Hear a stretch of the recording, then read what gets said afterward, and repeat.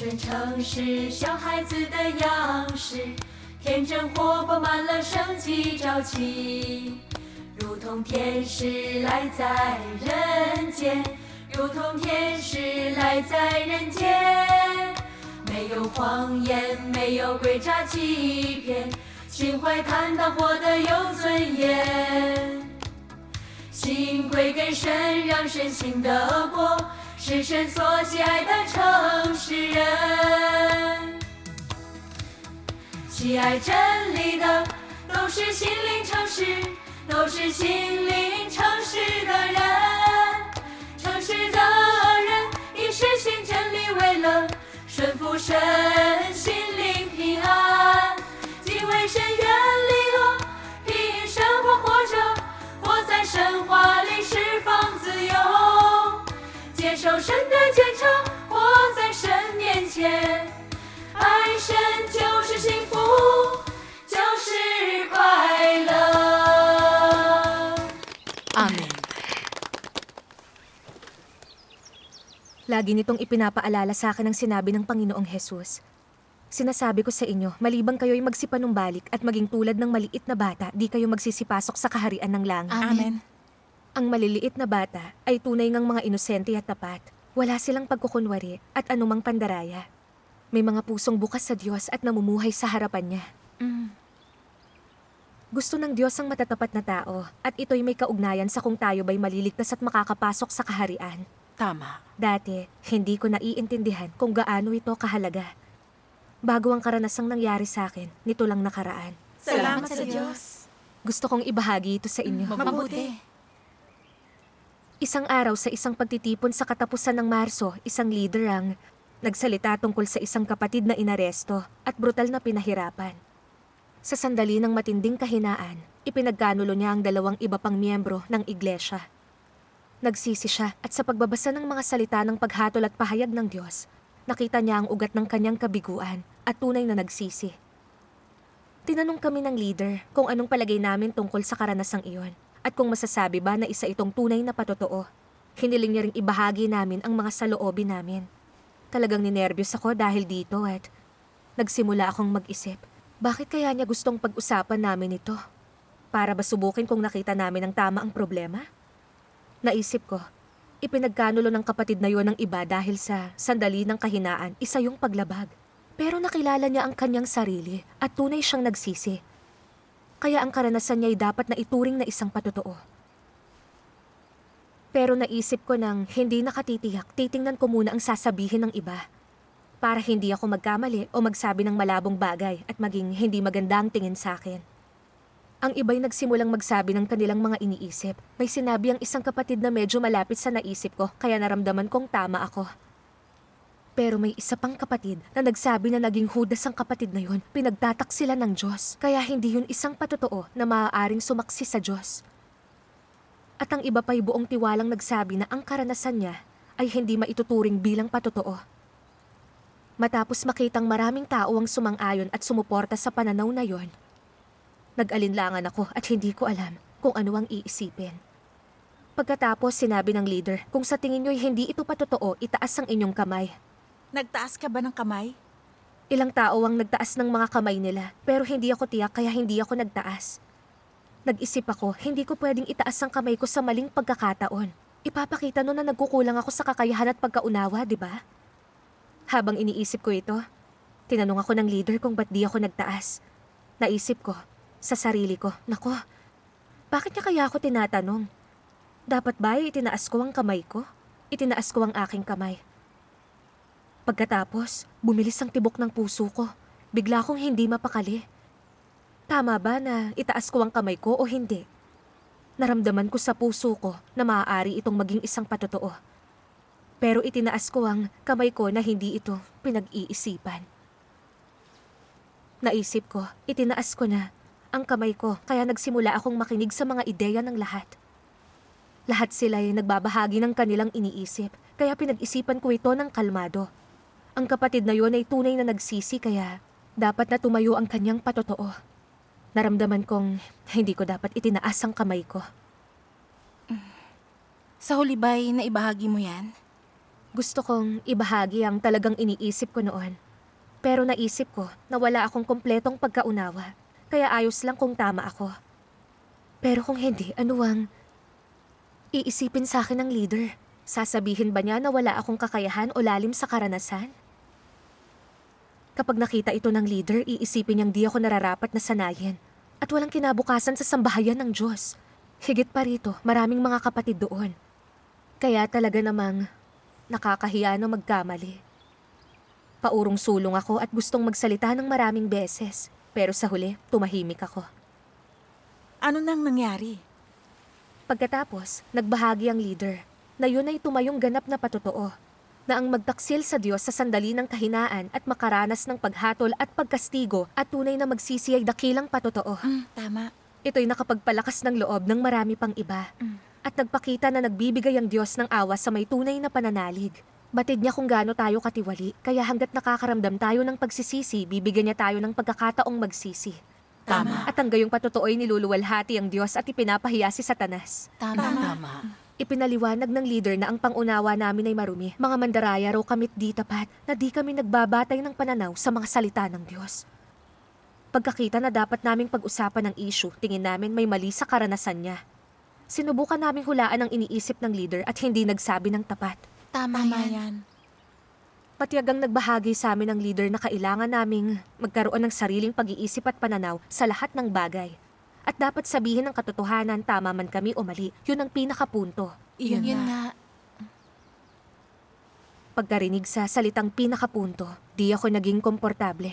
Naisip ko, tama siya.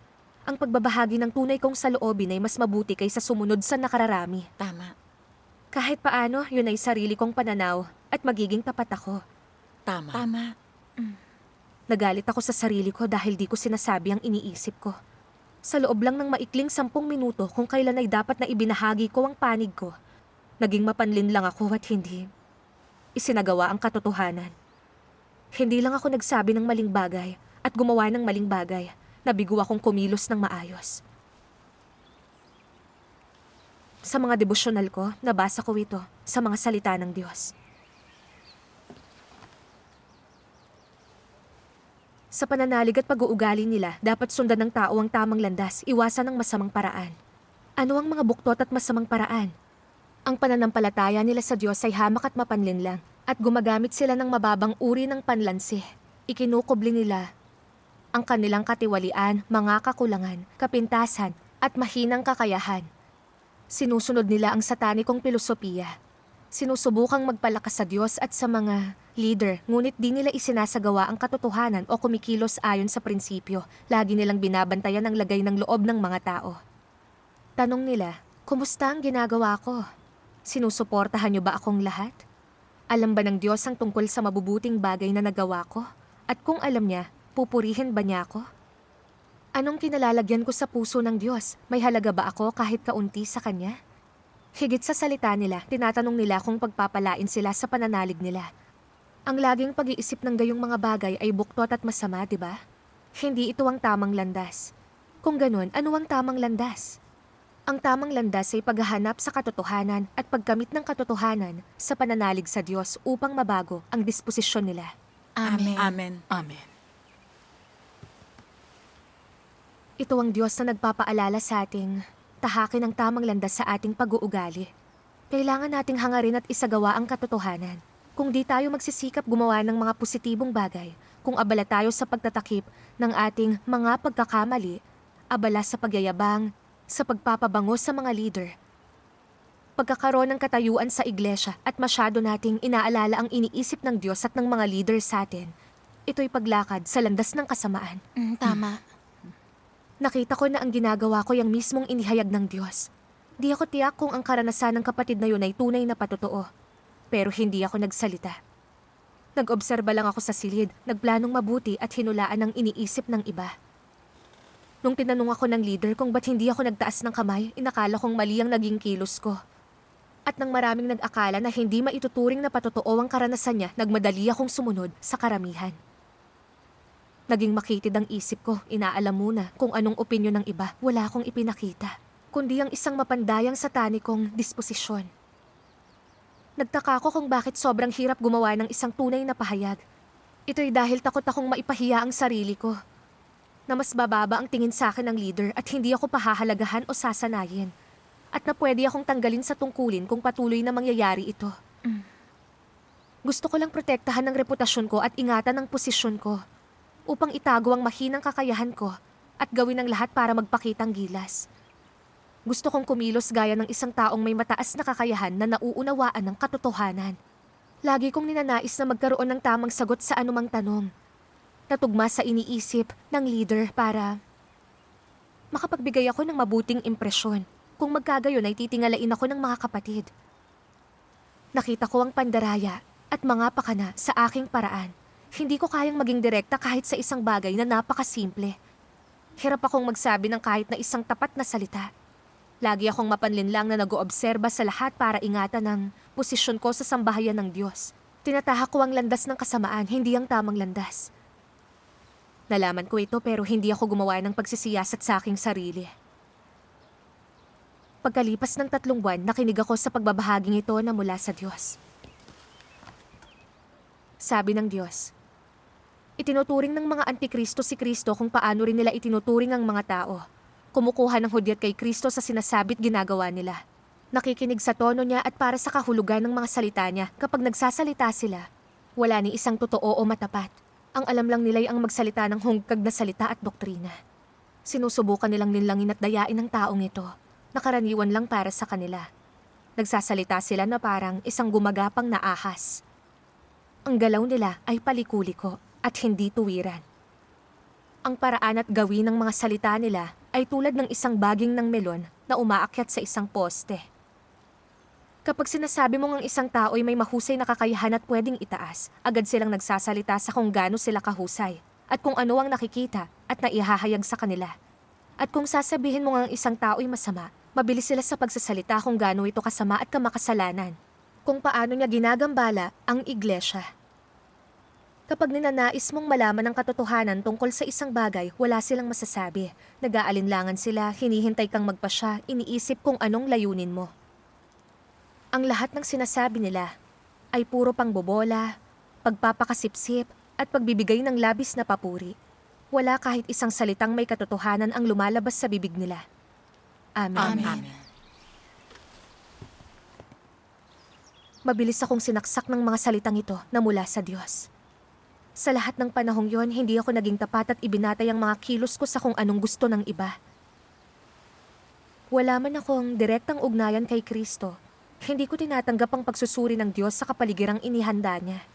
Gusto ko lang magyabang at magustuhan ng leader. Kaya tinimbang ko ang mga salita ko at sinabi kung anong gusto niyang marinig, nang walang katiting na katapatan. Lahat ng ito ay pandaraya. Ang paraan ko ng pagsasalita at pagkilos ay gaya sa isang ahas at kamuhi-muhi ito sa Diyos. Tama. Akala ko, ang gawin ito ng walang paghahanda ay makakadaya sa leader. At magiging maganda ang impresyon niya sa akin kung magmumukha akong magaling sa pagsagot ko. Kaya masisiguro ko ang posisyon ko at kinabukasan. Talagang napakahangal ko at ang totoo ay sinusubukan kong lokohin ng Diyos. Tama. Hindi ako naniwala na sinusuring mabuti ng Diyos ang lahat. Ang aking kakayahan, tayog, at mga saloobin, ang pag-uugali at mga pananaw ko sa bawat sitwasyon, nakikita niya lahat ng ito. Kahit na maloko ko ang mga tao sa paligid ko, hindi ko maluloko ang Diyos. Imposible. Hindi siya tumitingin sa kung anong sinasabi o ginagawa ko sa harap ng iba, kundi sa kung paano ko hinaharap ang katotohanan. Tinitingnan niya ang isinasagawa at isinasabuhay ko araw-araw. Sinisiyasat niya ang maliliit na bagay na gaya nito. Tinitingnan niya kung minamahal ko at isinasagawa ang katotohanan. At hindi siya maaaring malinlang ng pagpapanggap kong iyon. Kapag tanto ko na di lang ako nagiging masama, kundi itinatatwa ko ang pagiging matuwid ng Diyos at na inoobserbahan niya ang lahat ng bagay. Para akong walang pananampalataya. Tama. Noon, nang narinig ko ang pagsusuri ng Diyos sa Antikristo na nililibak si Kristo at pinupuri siya ng labis, hindi ko naisip na may kinalaman ito sa akin. Di ko nakaharap ng personal si Kristo, kaya di ako magpapakita ng gayong satanikong disposisyon. Sa huli na pagtanto ko na mali ako. Di mo kailangang magkaroon ng ugnayan kay Kristo upang maihayag ang ganong satanikong disposisyon. Sinubukan kong sumipsip, at magpalakas sa leader at handa akong gumawa ng mga bagay na tulad noon upang ingatan ang posisyon ko sa sambahayan ng Diyos. Nagpapakita ako ng satanikong disposisyon. Tama. Kung sakaling makaharap ko si Kristo, siguradong yun ay mas magiging kapansin-pansin. Hindi ko mapipigilan ang sarili kong lokohin at labanan ng Diyos. Sa loob ng ilang araw, iniisip ko pa rin kung paanong kahit na magbigay kami ng maling sagot, hindi kami tinabas at iwinasto ng leader, gaya ng inisip ko, at hindi siya nagsabi na ang kakayahan namin ay nagkukulang. Paaalisin kami o tumangging sanayin kami, hiniling niyang ibahagi namin ang mga iniisip namin. Para maunawaan niya ang aming mga pagkukulang bago magbahagi ng katotohanan. Inilantad din niya ang mga tiwali naming disposisyon at sinabihang magnilay. Ang lahat ng ginawa niya ay upang tulungan at suportahan kami. Oo. Hindi na kailangang gumawa ng mga palagay sa sambahayan ng Diyos at sa mga kapatid. Tama yan. Naisip ko ang mga salitang ito ng Diyos.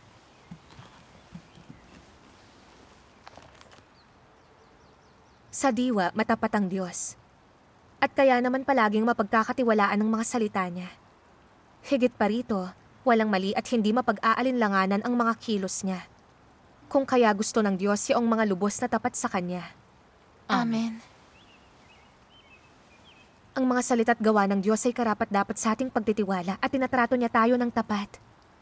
Noong nilalang ng Diyos ang tao, sinabi niya sa kanila kung anong bunga ang pwede at di nila pwedeng kainin sa hardin. Nagsalita siya ng simple at direkta, walang paghuhula ang kinailangan. Sa kapanahunan ng biyaya, madalas sabihin ng Panginoong Hesus, katotohanan-katotohanang sinasabi ko sa inyo. At sa yugtong ito ng gawain ng Diyos, mararamdaman natin kung gaano katapat ang mga salita ng makapangyarihang Diyos. Karamihan dito ay taos-pusong mga salita na nakagiginhawa at mabait. At kahit na ang mga naglalantad ng mga tiwali nating disposisyon ay mukhang matindi, lahat ng yun ay batay sa realidad at upang tayo'y dalisayin at iligtas. Tama. Tapat at walang inililihim ang Diyos sa atin, walang anumang pagkukunwari. Pero nananan siya at nagpapakana ako sa gayong sitwasyon na walang bahid ng katapatan.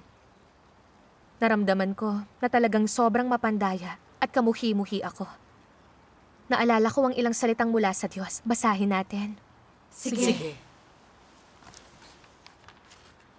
Sabi ng makapangyarihang Diyos, Kinalulugdan ko yaong mga hindi mapaghinala sa iba. At gusto ko yaong mga agarang tumatanggap ng katotohanan. Nagpapakita ako ng labis na pagkalinga sa dalawang uri ng mga taong ito, dahil matatapat sila sa aking paningin. Kung ikaw ay mapanlinlang, magiging malihim at mapaghinala ka sa lahat ng mga tao at mga bagay, at sa gayon, ang pananampalataya mo sa akin ay maitatayo sa isang pundasyon ng paghihinala. Hindi ko kailanman maaaring kilalanin ang ganitong pananampalataya. Amen. Hindi ko naunawaan dati kung bakit sinabi ng Diyos na ang taong hindi nagdududa sa iba at agad tinatanggap ang katotohanan ay tapat sa paningin niya. Pero sa pagninilay sa mga salita niya, ako'y nakaunawa. Ang mga tapat na tao ay hindi naghihinala sa Diyos o sa tao. Sila'y inosente. Tama. Hindi nila sinusubukang lutasin ang mga bagay gamit ang pag-iisip nila. Lumalapit sila sa Diyos upang hanapin ang katotohanan. Isinasagawa nila ang kaya nilang maunawaan at ginagawa nila ang sinasabi ng Diyos. Tama.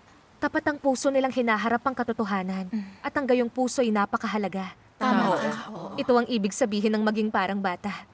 Pinagpapala sila ng Diyos. Ang banal na espiritu ay gumagawa sa kanila, ginagabayan sila, tapos mas madali nilang nauunawaan ang katotohanan. Oo, kaya pinagpapala ng Diyos ang matatapat. Tama ka. Pero kahit pa may makapagsasabi ng mga totoong bagay at makagagawa ng tungkulin nila, kung sa panloob na may komplikado silang mag-isip, laging naghihinala at nakabantay sa sarili, at naghihinala maging sa kaibig-ibig at mabuting Diyos kung gayon sila ang pinakamandaraya at di tapat na tao.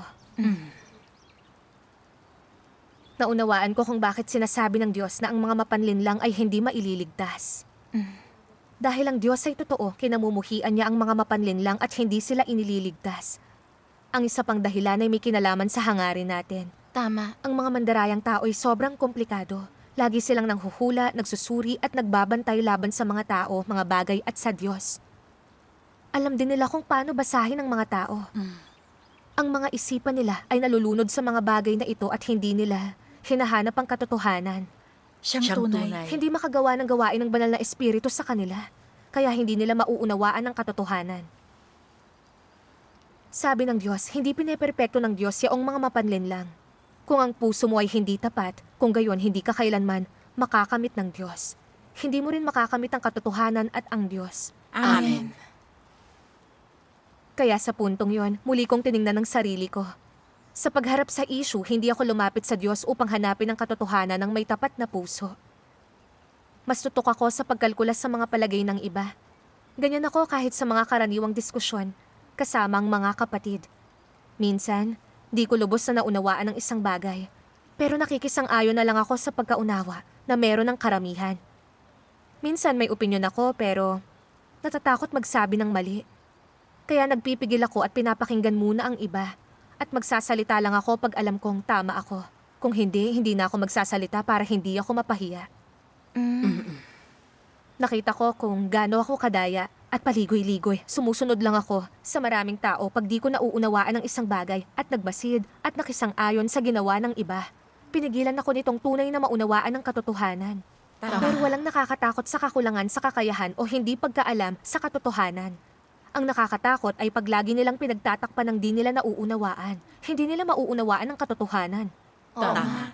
Naramdaman ko na mapanganib na magpatuloy sa gayong daan at napakahalaga na maging tapat. Amen. Amen.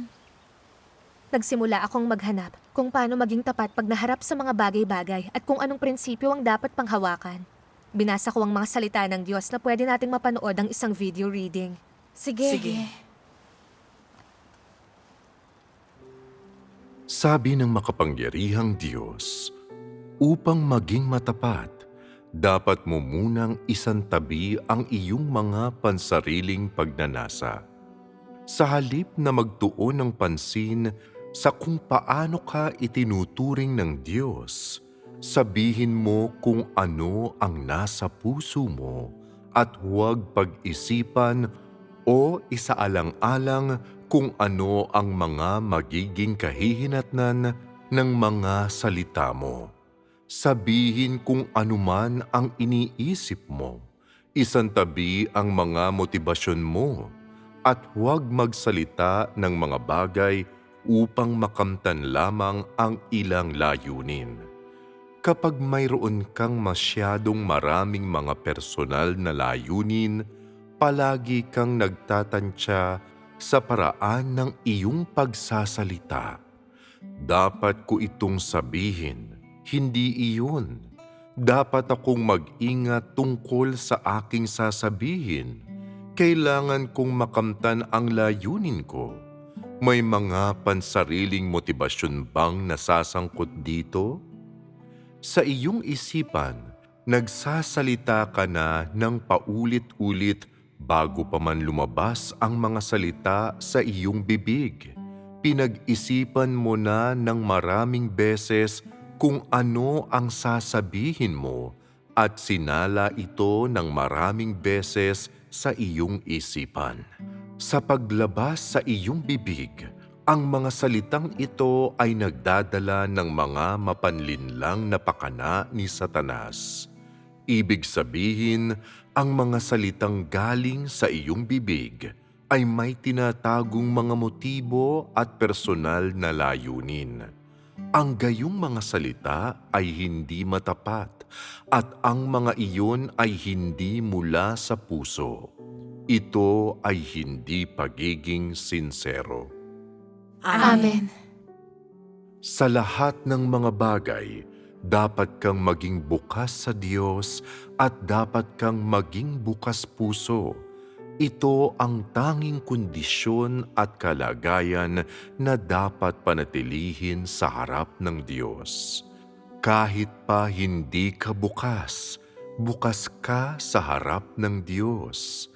Alam ng Diyos kung bukas ka man o hindi. Hindi ba't ikaw ay mangmang kung hindi mo ito nakikita? Kaya paano ka magiging maalam? Alam mong sinisiyasat ng mabuti at nalalaman ng Diyos ang lahat-lahat. Kaya huwag mong isiping maaaring hindi niya alam.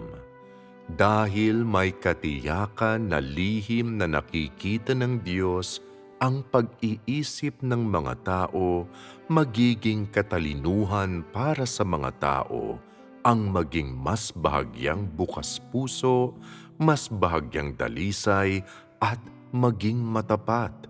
Iyan ang may katalinuhang bagay na dapat gawin. Kapag nagsisimula na ang mga tao na mag-ukol ng pansin sa anyo, kapag pumapasok na ito sa utak nila, kapag bahagya na nila itong napag-isipan, ito ay magiging isang magulong bagay. Sa kanilang isipan, palagi nilang iniisip, ano ang masasabi ko upang tumaas ang pagtingin ng Diyos sa akin at hindi mapansin ang iniisip ko sa aking kalooban? Ano ang tamang dapat sabihin? Dapat pa akong mas magtago sa aking sarili. Dapat akong maging mas magaling makitungo. Dapat akong magkaroon ng isang kaparaanan. Sa oras na iyon, marahil ay tataas na ang pagtingin ng Diyos sa akin. Iniisip mo ba na hindi malalaman ng Diyos kung palagi kang nag-iisip ng ganyan? Alam ng Diyos ang anumang iniisip mo. Nakapapagod mag-isip ng ganyan. Higit na mas madali ang magsalita ng tapat at tunay at ginagawa nitong mas madali ang iyong buhay. Sasabihin ng Diyos na ikaw ay tapat at dalisay, na bukas ang iyong puso at iyan ay isang kahalagahang walang hanggan.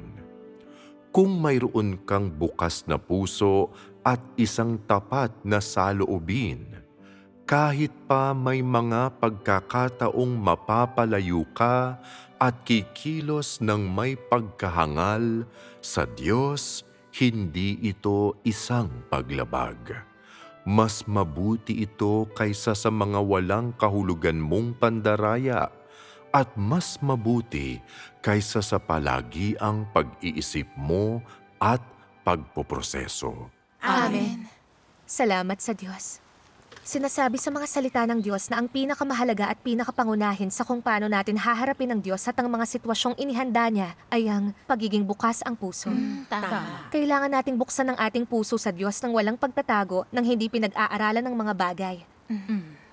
Tayo'y hindi dapat magtago ng mga motibo sa likod ng ating mga salita, kundi magbahagi lang ng saloobin ng may diwa ng katotohanan.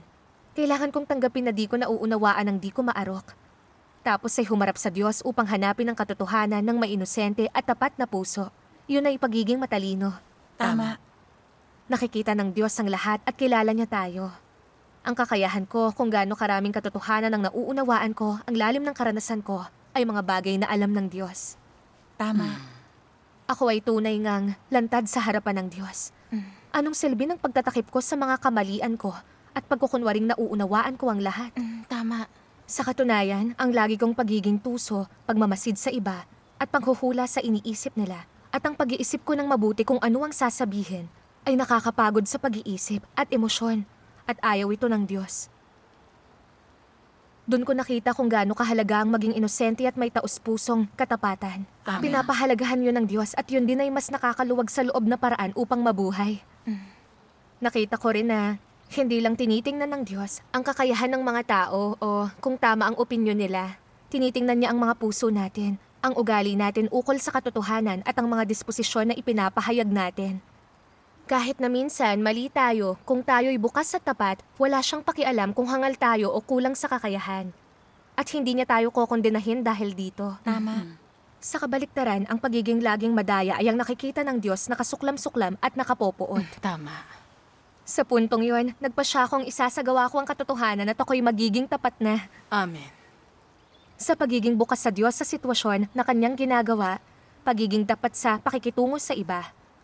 Pagsasalita mula sa puso at pagsasabi tungkol sa aking nauunawaan, maaari ko ng unti-unting malutas ang aking tiwaling disposisyon. Amen. Salamat sa Diyos. Naalala ko nung nilapitan namin ng leader tungkol sa isang himno ng iglesia na may ilang mga linya na parang mababaw sa amin. Wala siyang anumang sinabi tungkol sa mga linyang yon, pero sinabi niyang ang himno'y walang halaga at hindi maganda. Ang salitang oo ay bigla na lang lumabas sa bibig ko. Napagtanto ko agad na nagiging mandaraya uli ako. Hindi ko nakita ang mga problema na nakita niya rito. Nagiging pala oo ako, nagkukunwaring nauunawaan ko ito. Tama. Nainis ako sa kung paano ang isang kasinungalingan ay lumabas sa mismong bibig ko. At ayokong mandaya kung hindi ko naintindihan ito. Di hindi ko naintindihan. Naisip ko ang mga salita ng Diyos. Ang pagiging tapat ay pagiging dalisay sa mga kilos at mga salita mo. Amen. Amen. Ito'y isang prinsipyo na dapat din nating isagawa. Tama. Alam ko na dapat kong baguhin ang kasinungalingang sinabi ko at maging tapat. Kaya sinabi ko sa leader, naisip kong may problema sa dalawa sa mga linya. Hindi ko naisip na ito'y walang halaga. Matiyaga siyang nagbahagi sa amin ukol sa mga problema sa himno. At binuksan ito ang aking mga mata ng bahagya ukol sa kanta. Nakaramdam ako ng kapayapaan. Tama. Ang katotohanan ay hindi natin kailangang pagandahin ang ating mga salita, mga kilos o mga pananaw. Maaari lang tayong maging tapat na tao, na praktikal at makatotohanan. Tama yan. Sinimulan kong isagawa ang katapatan nung ang mga kapatid ay nagtatalakay ng mga issue. Tama man ako o mali, ibinahagi ko lang ang tunay kong opinyon. Prangka ako sa anumang bagay na di ko naunawaan at itinama ang aking mali. Binigyan ako noon ng labis na kapayapaan. Hindi ko pa naaabot ang pamantayan ng isang tunay na tapat na tao. Pero talagang naramdaman ko ang halaga ng pagiging tapat. At alam ko na yon ang tanging paraan upang maligtas ng Diyos. Talagang inaasam ko na maging tapat na tao. At nais kong patuloy na magsikap para doon na hangarin yon. Salamat sa Diyos. Salamat sa Diyos.